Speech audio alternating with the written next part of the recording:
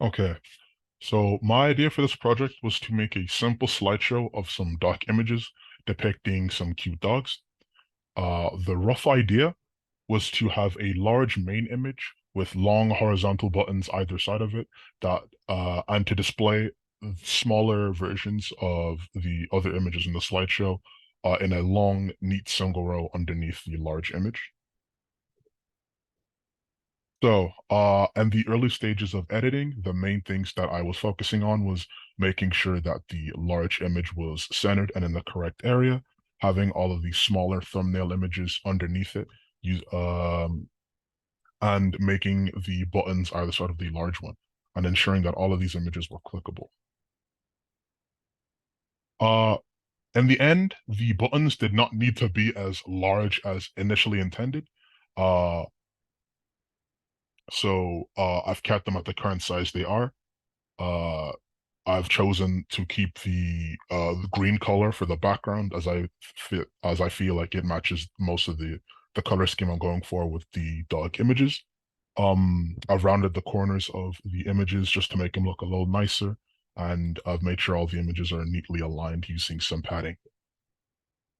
P5js.org was very helpful for the documentation, as well as the labs that it offered for additional support. These were very, very helpful references. I did struggle to find a way to make the slideshow seamless. So I came up after a bit of thinking.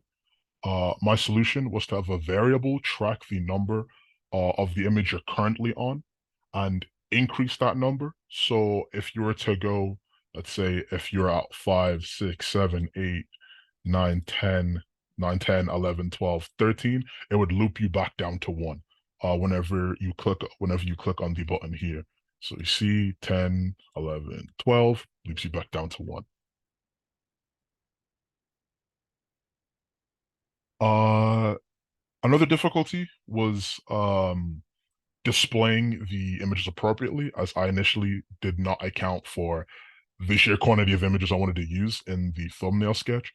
There were a lot to go through, and I had trouble picking. So, um, what I went with is I played with the idea of a scrolling bar, but instead, I came to the solution of displaying the images in rows, and more rows get automatically added if need be. If I wanted to put, let's say, 20 or 25 images, they'd keep on going in rows instead of in one long scrolling line, which I feel works better.